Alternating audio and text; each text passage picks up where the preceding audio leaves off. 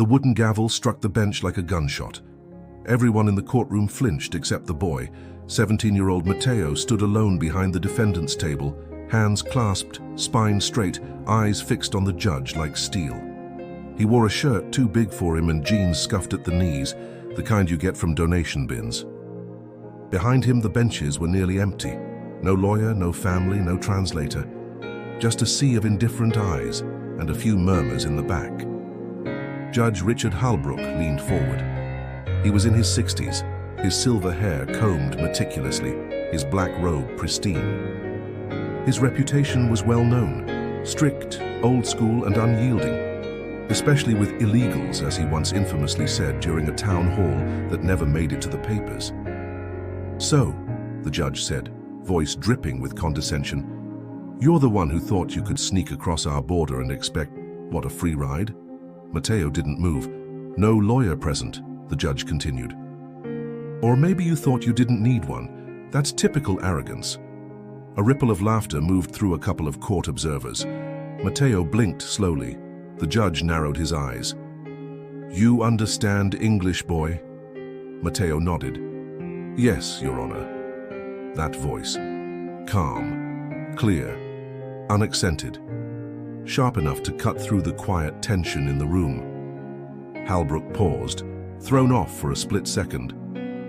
"State your full name for the record. Mateo Andres Ramirez Cruz. And your country of origin?" "Guatemala." "And your legal status?" Matteo drew a breath, deep and steady. "I crossed the border without documentation, alone, 6 months ago." Halbrook leaned back, amused. "Well, at least you're honest. That's rare these days." He glanced at the court clerk. "Let the record show the defendant admits to unlawful entry." Matteo shifted slightly. "Your Honor, I'd like to say something." That stirred the room. A boy, no lawyer, and he was asking to speak. Halbrook raised an eyebrow. "You want to make a statement?" "Yes, I have the right." "Technically, yes," the judge muttered. "But I suggest you be careful. This isn't a playground." Matteo stepped forward, his voice unwavering. "I didn't come here to play, sir. I came here because I had no choice, and I've kept quiet long enough."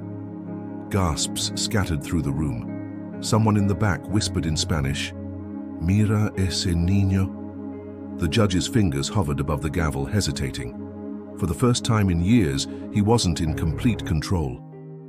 Matteo's eyes burned, not with fear, but with something else. Not defiance, not arrogance, purpose. And then he said, slowly and deliberately, "You called me arrogant, Your Honor, but you haven't even asked why I came here. Maybe you don't want to know." The silence that followed was heavier than any verdict. The courtroom was so still you could hear the hum of the overhead lights. Judge Halbrook squinted at the boy, clearly thrown by his composure. He leaned forward, fingers steepled, voice low and deliberate. "All right, Mr. Ramirez Cruz, you want to explain yourself? Be my guest." Matteo didn't speak right away. He turned slightly to glance at the handful of people watching from the benches. A woman in a faded janitor's uniform looked at him with tears in her eyes. A man in a suit lowered his phone and gave him his full attention, but most of them just watched like it was entertainment. "My father was killed by a gang," Matteo began, "in Guatemala City. I was 13. He let that sit for a beat. "My mother tried to protect me. We moved, kept our heads down, but last year I got a letter left under our door. They said I was old enough now to work for them. If I didn't, they'd come for both of us." The judge shifted uncomfortably. He didn't interrupt. "I told my mother I'd leave, that maybe if I left, they'd leave her alone. I packed a backpack, took a bus north. I walked through parts of Mexico on foot, slept in shelters, was robbed twice. Got caught in the desert once. I thought I'd die out there. Someone in the back let out a soft Dios mío. I crossed the border at night, alone, and I turned myself in. I didn't try to run." Halbrook looked skeptical. "That's supposed to make it okay?" Matteo shook his head. "No, it's just the truth." The judge sat back. "Why didn't you apply for asylum the legal way?" "I did. I submitted the paperwork at the first detention center, but it takes months, sometimes years. Meanwhile, I was placed with a sponsor, a cousin in Nevada, but he got deported 2 weeks ago. I've been on my own since then. And you expect the court to what? Let you stay? Halbrook's tone was hard again, but it cracked at the edges. I expect the court to listen, Matteo said. He reached into his backpack and pulled out a folded paper. This is my school transcript. I've been attending Jefferson High. I have straight A's. I volunteer at the community center 3 nights a week. I don't have a criminal record. He hesitated, then looked directly at the judge. I'm not asking for favors, just fairness. The paper sat untouched on the defense table. The judge didn't reach for it, but he didn't dismiss it either. In the silence, Matteo added quietly, "You said I was arrogant. Maybe. Or maybe I just believe that people should be treated like people." Judge Halbrook didn't say a word, but his hand slowly lowered from the gavel. After the judge's hand dropped from the gavel, a quiet tension settled over the courtroom like dust in sunlight. No one spoke. Not the bailiff, not the clerk. Even the ticking clock on the back wall seemed to pause. Then, softly, a woman cleared her throat. It was the court clerk, Eleanor Ruiz. She had worked under Judge Halbrook for over a decade. Normally, she was invisible, buried in paperwork, her voice only heard when reading charges or swearing in witnesses. But today, something in her face had changed. Her eyes were fixed on Matteo, not as a defendant, but as a person. She stood slowly. "Your Honor," she said, voice careful. "May I approach?" Halbrook blinked. "Is that necessary?" "It might be," she said. He nodded, still visibly rattled. Eleanor stepped over to his bench and leaned in to whisper, but her eyes never left the boy standing in the center of the courtroom. "I've seen his paperwork," she murmured. "His asylum claim is real. He has a hearing with immigration scheduled for next month, but ICE fast-tracked this without notifying the other agencies, probably because the sponsor was deported. Someone rushed this through." Halbrook stiffened. "That's outside our jurisdiction." "Maybe," she replied quietly. "But the optics of throwing out a minor with a pending claim, not great." She turned, looked at Matteo, then back to Halbrook. "You asked if he was arrogant," she said.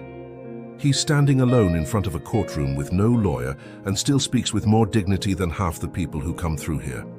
The judge's mouth tightened. His usual certainty was slipping. "I'll take it under advisement," he muttered. Matteo stood quietly as Elena returned to her seat. He didn't know what she had said, but something in the judge's posture had changed, less rigid, less certain. Judge Halbrook adjusted his robe. "Mr. Ramirez Cruz, do you have a legal guardian in the States?" "No, sir," Matteo replied. "Not anymore. And you're staying at where?"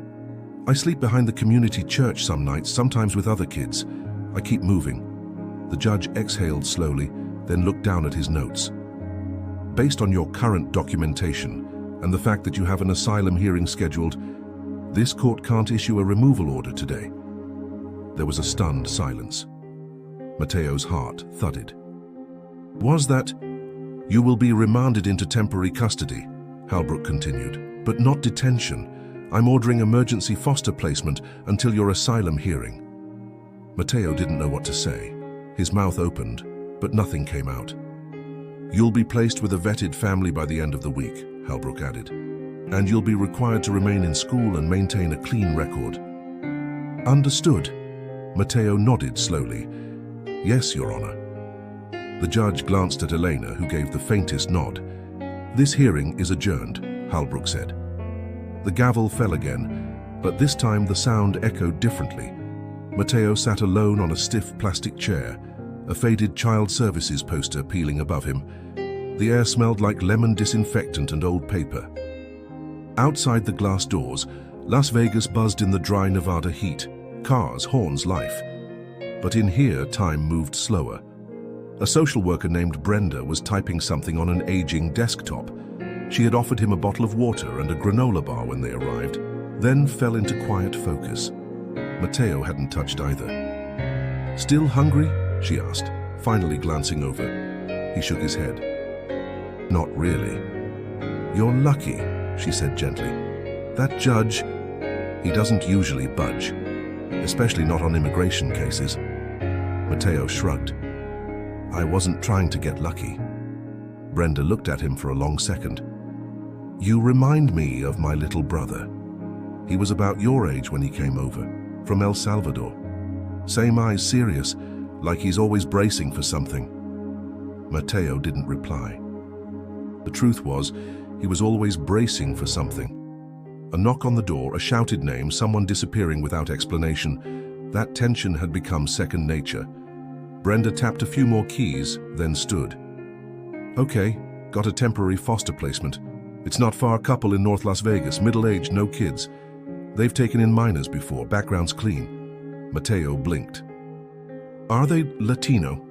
Nope, white, but good people, church-going. They volunteer with a local migrant aid group. He hesitated. Do they know about me? They know what they need to, and they said yes. Brenda handed him a small duffel bag. This has some essentials. Clothes, toiletries, bus pass. It's not much, but it's yours. Matteo accepted it slowly, fingers curling around the strap like it was something fragile. You okay? She asked. He looked up at her, the first real crack in his armor appearing. I don't know how to trust people anymore. Brenda didn't flinch. You don't have to, just give them a chance to show you who they are. He nodded quietly. They rode in silence in her car, a scratched-up Honda Civic with a bobblehead on the dash and rosary beads swinging from the mirror. Outside, the city passed by, stucco strip malls, palm trees bending in the wind, murals of Virgen de Guadalupe fading on concrete walls. They pulled up to a modest one-story house with chipped blue paint and a porch swing. A woman stepped out before they even knocked, gray hair tied back, smile lined with warmth but not pity. Matteo, she asked. He stepped forward, backpack over one shoulder. I'm Diane, she said. My husband Joe's inside. We've got a room for you. And dinner on the stove. Matteo didn't answer right away, then softly, Do I call you something? She smiled. You can call me Diane. Or whatever feels right. We'll figure it out together. And for the first time in weeks, Matteo exhaled without fear. The kitchen smelled like roasted chicken and warm bread. Matteo stood near the doorway, unsure whether to step in or wait to be told. Diane moved with quiet confidence, setting 2 plates at the table while humming a tune he didn't recognize. Joe, her husband, stood at the sink, drying his hands. You allergic to anything? Joe asked, his voice gravelly but calm. Matteo shook his head. No, sir. Then pull up a chair, Diane said gently. Hope you're hungry. He hesitated, then sat. The table was set simply. Cloth napkins, chipped but clean dishes, a pitcher of water with lemon slices floating inside. It was the kind of ordinary peace Matteo hadn't seen in years. Been a while since we had someone young in this house, Diane said as she served him a generous portion. We used to host exchange students back in the day. Then we started working with the youth shelter. Matteo nodded, still silent. Joe sat across from him. You don't have to talk if you don't want. Just eat. That made it easier. Matteo took a bite, his first real meal in days, and tried not to look overwhelmed. The flavors were simple, comforting. His mother used to make something like this once, before the letters, before the fear. After a few minutes, Diane spoke again. Brenda told us you're in school? Jefferson High, Matteo said quietly. I haven't been back since my cousin got deported. I didn't want to be found, Joe nodded. Makes sense, but you're safe here. If anyone comes asking, they have to go through the courts. That word, safe, hit something deep. Matteo looked up. Do people usually stay long? Diane smiled softly. Some do, some move on, some get placed somewhere else, but we don't rush it. The sound of a distant clock ticking filled the quiet that followed. Have you ever been to the desert? Joe asked out of nowhere. Matteo shook his head.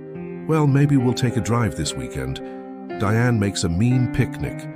There's a trail out by Red Rock Canyon. Not far. A pause. Then Matteo asked cautiously, Why do you do this?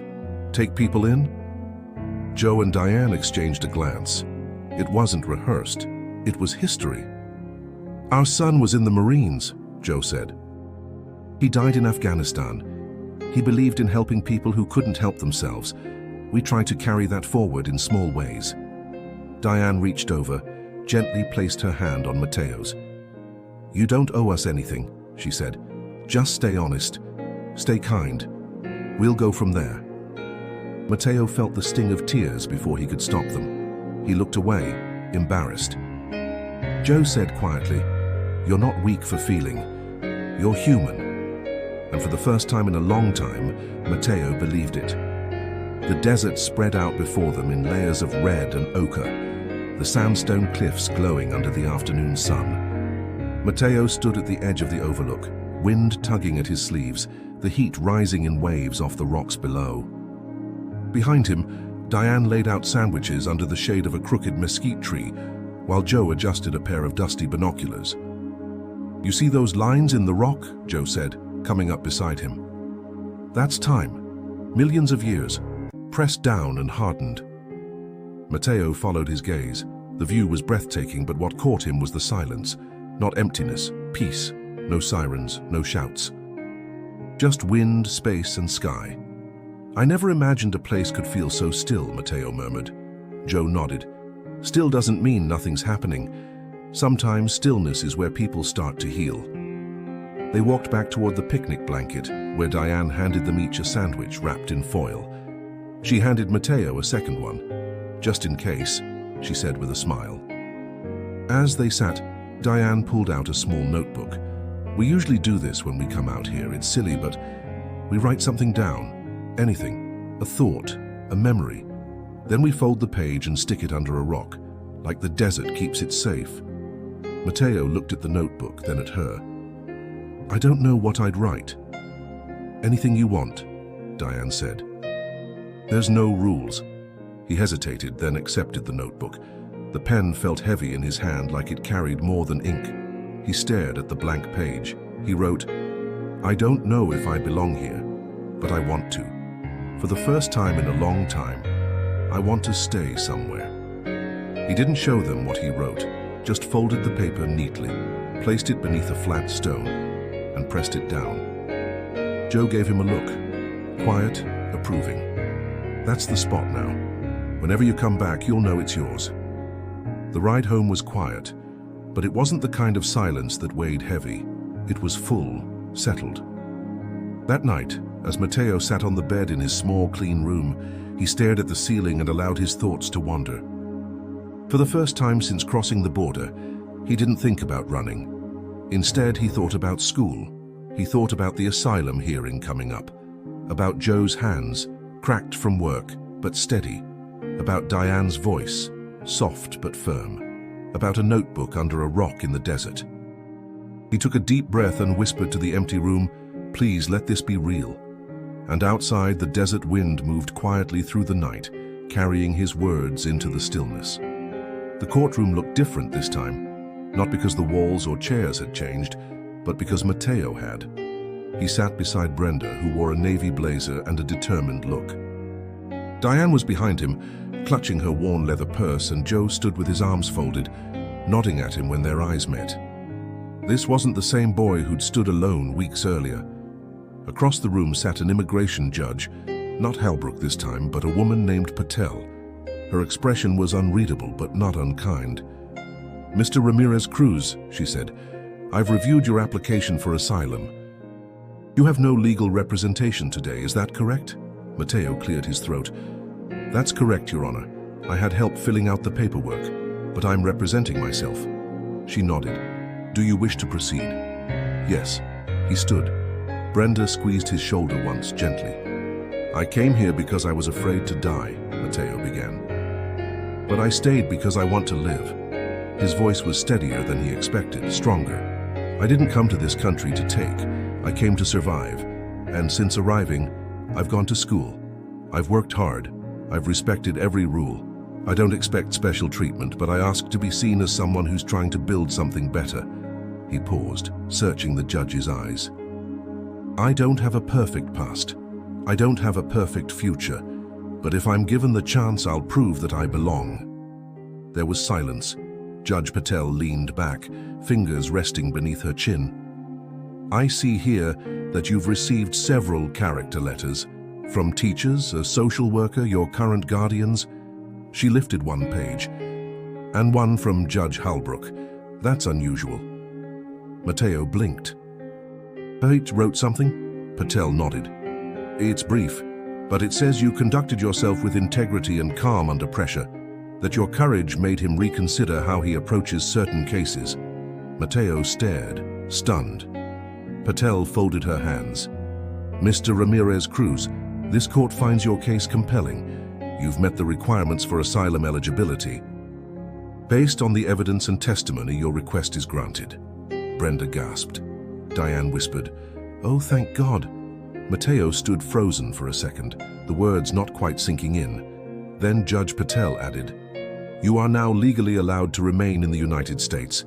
You'll receive documentation within the next few weeks." Mateo nodded, too overwhelmed to speak. His vision blurred.